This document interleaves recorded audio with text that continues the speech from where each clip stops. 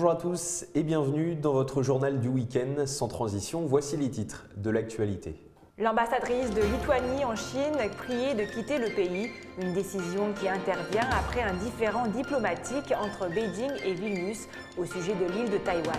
Le taux de croissance du commerce extérieur de la Chine bat son record depuis 10 ans. Les importations et les exportations ont atteint 3 300 milliards de dollars de janvier à juillet.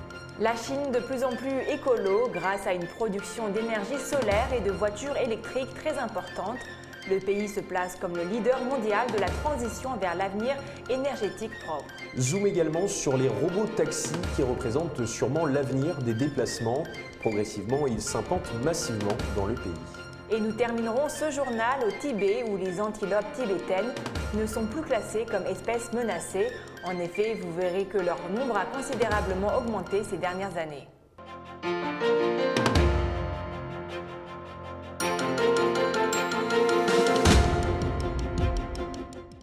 Et on commence ce journal avec une décision forte prise par la Chine. L'ambassadrice de Lituanie en Chine a été priée par les autorités chinoises de quitter le pays en raison d'un différend diplomatique entre Beijing et Vilnius au sujet de l'île de Taïwan. Que s'est-il précisément passé? La réponse dans ce sujet. Le 10 août dernier, la Chine a annoncé sa décision de rappeler son ambassadeur en poste en Lituanie. La cause, une autorisation du gouvernement lituanien faite aux responsables taïwanais d'ouvrir un bureau de représentation sous le nom de Taïwan. Une décision qui, selon la Chine, viole les relations diplomatiques entre les deux pays. Pour le gouvernement chinois, par cet acte, la Lituanie a délibérément violé le principe d'une seule Chine. En effet, pour Beijing, pas question de parler d'indépendance. Taïwan est un territoire chinois. L'ouverture d'une représentation de Taïwan dans une capitale européenne est une première depuis 18 ans. Face à cette décision inédite, la Chine a également ordonné à Vilnius de rappeler son ambassadrice en poste en Chine. De son côté, le ministère lituanien des Affaires étrangères a fait part de son regret dans un communiqué, précisant que par cet acte, son pays ne reconnaissait pas pour autant l'indépendance de Taïwan. Lundi, une réunion du Conseil de sécurité sur la sécurité maritime s'est déroulée en présence de Dai Bing, chargé d'affaires de la mission permanente de la Chine auprès des Nations Unies. Ce dernier a appelé à défendre le concept de communauté de destin maritime. Lundi, le Conseil de sécurité des Nations Unies a tenu un débat public par visioconférence sur la sécurité maritime. Une rencontre durant laquelle la Chine a appelé à défendre le concept de communauté de destin maritime. Dai Bing, chargé d'affaires de la mission permanente de la Chine auprès des Nations Unies, a tenté d'apaiser les récentes tensions dans la région Asie-Pacifique. Outre la lutte contre la piraterie, le diplomate chinois a appelé au dialogue et au respect des conventions internationales qui, selon lui, sont le seul moyen de garantir la sécurité maritime. L'économie chinoise est toujours au top. Pour preuve, les volumes du commerce extérieur, des exportations et des importations de la Chine ont tous battu des records au cours des 7 premiers mois de l'année 2021. Elles ont atteint environ 3 300 milliards de dollars de janvier à juillet. Si la crise sanitaire a impacté l'économie de nombreux pays, la Chine semble avoir été épargnée. En effet, les volumes du commerce extérieur des exportations et des importations de la Chine ont tous battu des records au cours des 7 premiers mois de l'année 2021. Les importations et exportations totales du pays ont ainsi progressé de 24,5% pour atteindre 21 340 milliards de yuan, soit environ 3 300 milliards de dollars de janvier à juillet. Les exportations de la Chine vers les marchés développés comme les États-Unis, l'Union européenne ou le Japon sont elles aussi en augmentation puisqu'elles ont bondi de 22,6% au cours des 7 premiers mois de l'année. Signe que la Chine continue de s'affirmer comme la deuxième puissance économique mondiale. Et si l'économie chinoise se porte bien, l'écologie aussi. Selon un article publié lundi par la British Broadcasting Corporation, la Chine serait le leader mondial de la transition vers l'avenir énergétique propre, avec notamment une production d'énergie solaire et de voitures électriques très importante. Elle est devenue le leader mondial de la transition vers l'avenir énergétique propre. Voilà ce qu'a affirmé lundi un article de la BBC à propos de la Chine. Le pays de Xi Jinping produirait en effet plus d'énergie solaire que tout autre pays et le nombre de ses installations éoliennes est en constante augmentation. Outre les énergies solaires, la Chine est également en train de devenir le pays de la voiture électrique.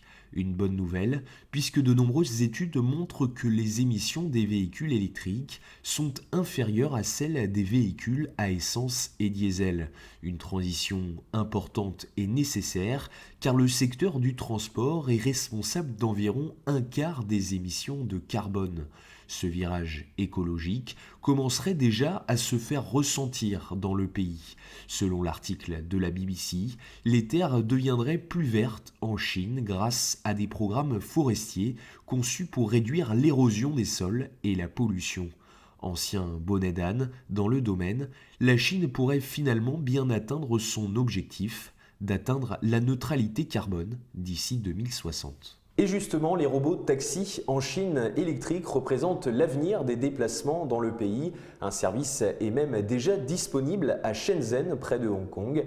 Dès 2019, les régulateurs de l'Empire du Milieu ont autorisé des essais et l'ambition est d'ouvrir le marché des robots de taxi dès 2025, ce qui pourrait s'avérer très lucratif. Terminés les chauffeurs, voici à quoi pourraient ressembler les voitures de demain.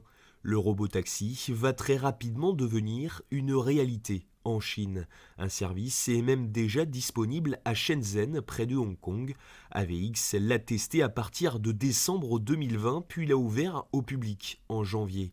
AVAutoX, soutenu par Alibaba, Baidu, autres géants du numérique, et des dizaines d'entreprises sont actuellement engagées dans une course effrénée à la conquête du marché des robots taxis en Chine. Ils sont bien aidés par les autorités chinoises qui ont ces dernières années mis en place un cadre réglementaire très favorable au développement de l'activité.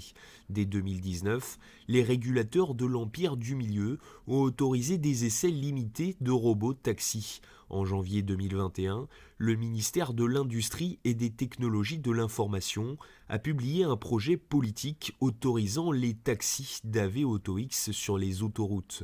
À terme, l'ambition est d'ouvrir le marché des robots taxis dès 2025. Selon les estimations de la banque suisse UBS, d'ici 2030, le secteur des robots taxis pourrait représenter au moins 2000 milliards de dollars par an.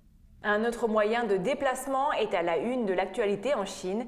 Il s'agit de l'avion et plus précisément un 737 MAX de Boeing qui a décollé mercredi de Chine pour un vol d'essai. Il s'agit du premier depuis l'interdiction par le pays de ce type d'appareil il y a plus de 2 ans après 2 accidents mortels. Retour sur cet événement dans ce reportage. Mercredi, un 737 MAX d'essai de Boeing a décollé de Chine pour un vol autour de Shanghai. Il s'agit du premier depuis l'interdiction par le pays de ce type d'appareil il y a plus de 2 ans, après 2 accidents mortels. L'avion, de nouveau autorisé à voler en Amérique et en Europe depuis fin 2020, doit encore obtenir une nouvelle certification du régulateur chinois du transport aérien pour voler dans le pays. Cette décision est très attendue par l'avionneur américain qui doit livrer une centaine d'appareils à des compagnies chinoises. La Chine avait été le tout premier pays au monde à ordonner en mars 2019 à ses transporteurs de suspendre les vols de 737 MAX pour des raisons de sécurité, après 2 accidents en quelques mois ayant fait 346 morts. Le régulateur conditionnait la reprise des vols aux conclusions des enquêtes sur les 2 catastrophes qui ont impliqué ces modèles. Le régulateur posait également comme condition préalable une formation complète et efficace des pilotes, ainsi que des modifications techniques sur les appareils pour garantir la sécurité des vols. Et restons dans le domaine aéronautique. Dimanche dernier, l'aéroport de Lhasa Gongar, dans la région autonome du Tibet, a ouvert son nouveau Terminal 3, ce qui devrait permettre de stimuler le transport de passagers et de fret, et dans le même temps aider la région à devenir un pôle logistique mondial pour l'Asie du Sud. Dimanche dernier, l'aéroport de Lhasa Gongar, dans la région autonome du Tibet, a ouvert son nouveau Terminal 3. Cet événement marque une étape significative dans le développement infrastructurel rapide de la région. Ce dernier devrait permettre de stimuler le transport de passagers et de fret et aider la région à devenir un pôle logistique mondial pour l'Asie du Sud. Grâce à ce nouveau terminal, le plus grand de la région, l'aéroport devrait pouvoir atteindre une capacité annuelle de 9 millions de passagers et 80 000 tonnes de fret. Le projet d'extension de l'aéroport a débuté en décembre 2017 avec un investissement de 3,9 milliards de yuan, soit environ 512 millions d'euros. Il inclut un terminal de 88 000 mètres carrés, 3 fois plus grand que le terminal d'origine et possède 21 aires de stationnement des appareils. Au cours de ces dernières années, la construction des infrastructures s'est accélérée au Tibet avec un grand nombre de projets d'aviation civile, de voies ferroviaires et d'autoroutes. Selon Liu Zhongyi, le secrétaire général du Centre de recherche pour la coopération Chine-Asie du Sud, cela devrait permettre de faire de la région un pôle logistique international pour l'Asie du Sud. Depuis la fin 2012, la Chine a renforcé ses investissements infrastructurels dans la région autonome du Tibet avec 130 nouvelles voies aériennes reliant 61 villes.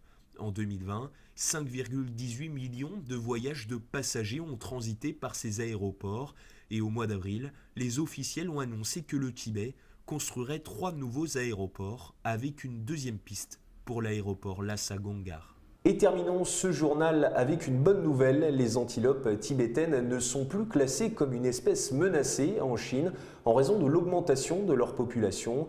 Une situation rendue possible grâce aux efforts du pays en matière de lutte contre le braconnage et de protection de la biodiversité. Elles ne sont plus classées comme une espèce menacée en Chine. En raison de l'augmentation de leur population, le statut des antilopes tibétaines en Chine a été modifié. Grâce aux efforts du pays en matière de lutte contre le braconnage et de protection de la biodiversité, la population des antilopes tibétaines est passée de moins de 70 000 individus durant les années 1980 à environ 300 000 aujourd'hui. Cette espèce, qui se trouve principalement dans la région autonome du Tibet, dans la province du Qinghai et dans la région autonome ouïghour du Xinjiang, est sous la protection d'États de première classe en Chine. Cette dernière joue un rôle important dans le maintien de l'équilibre écologique sur le plateau Qinghai-Tibet. C'est la fin de votre journal du week-end. Merci à tous de l'avoir suivi. Et n'oubliez pas de vous abonner à notre chaîne YouTube et de cliquer sur la petite clochette en bas à droite de notre vidéo pour ne rien rater des dernières nouveautés de Mandarin TV. Très bon week-end à tous sur Mandarin TV.